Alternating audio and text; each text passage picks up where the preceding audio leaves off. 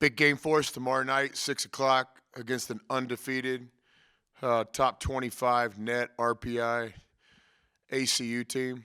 Got all sorts of things going on with this game. Going to have the throwback Texas Tech T-shirts. I'm wearing one here, Darvin Ham.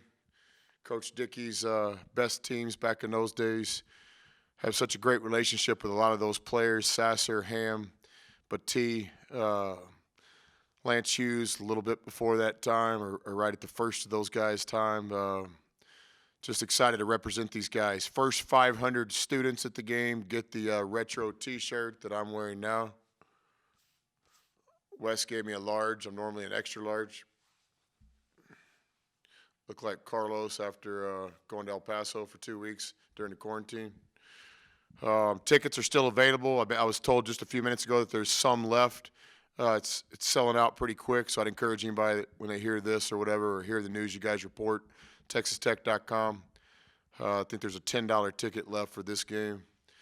Lots of stuff going on with this game. New throwback uniforms. Putting a special thing on social media here in a few minutes or later today with Darvin Ham commentating it. We just appreciate the relationship we have with all those past players, especially Coach Dickey's time here. Coach Dickey, one of the all-time great coaches in this school's history. A definite can't-miss future Hall of Famer, all that stuff here at Tech. Just a special person. Man, he had some good teams. We're excited to wear the James Dickey uniform Wednesday night against the undefeated ACU team, one of the best mid-majors in the country. Let's go to Eric Kelly. Coach, you mentioned ACU being undefeated. What have you noticed or been impressed about that program that has 2 back-to-back 21 seasons? Well, first thing is their coaches. Joe Golding's doing a great job. You know, they've basically competed for the conference championship, won it in the last 2 years, competed for it for the last 2 or 3. I think won it once, maybe last year.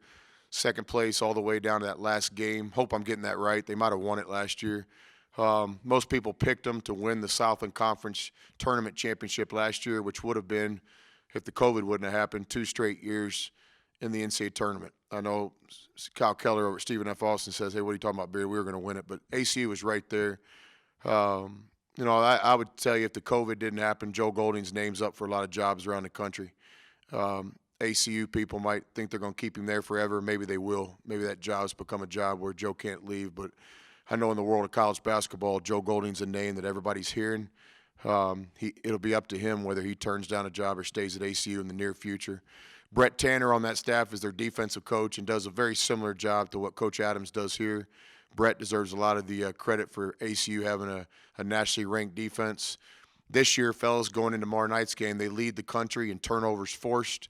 They're making the opponent turn the ball over 24 times a game. That's not an accident.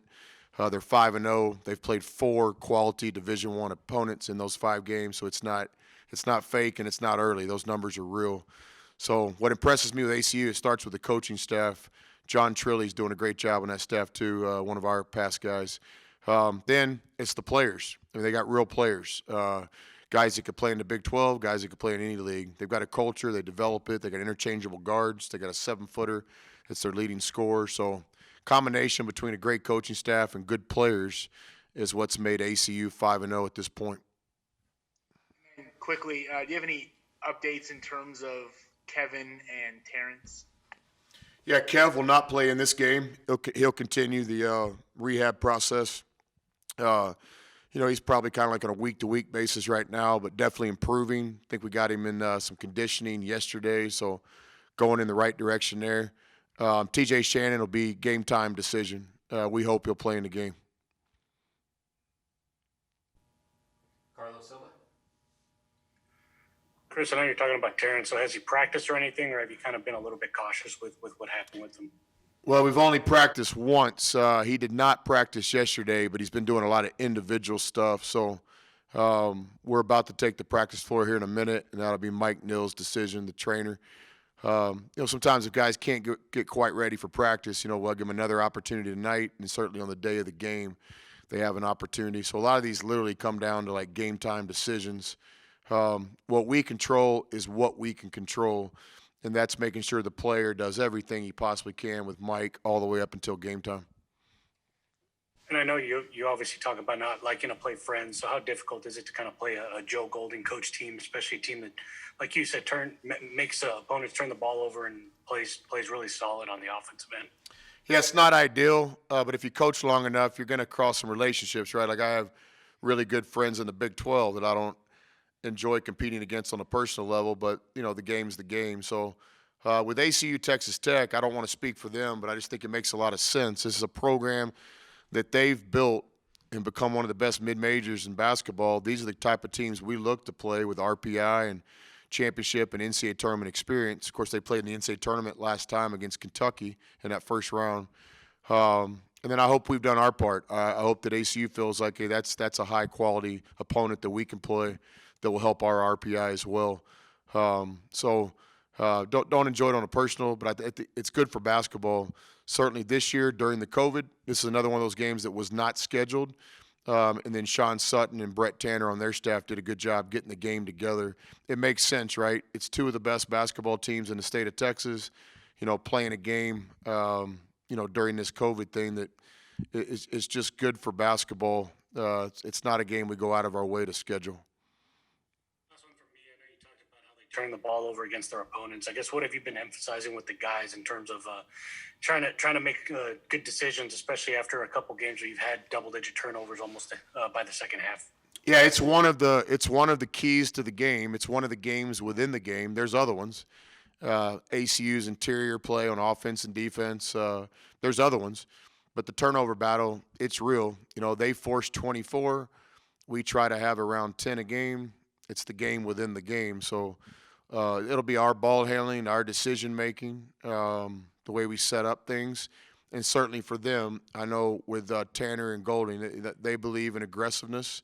They're doing a great job with their defense. Both those guys, as well as their other staff members, deserve a lot of credit. Joe Yeager. Yeah, Coach, staying on the theme of turnovers, what is it about ACU's defense that makes them effective at turning people over? I mean, is it a high-pressure defense? Are they sagging off? What's going on there? Yeah, definitely not sagging. They're pressuring. They're denying. They have very quick players. They reach for the ball. They stab for the ball. There's some fundamental things that they believe in. They're going to swarm the ball. Not going to be a lot of space in there for our drivers. We're going to have to understand the game has to be played a certain way. They have a great defense. They're committed to it. They believe in it. It's real. They're going to be pressuring, denying.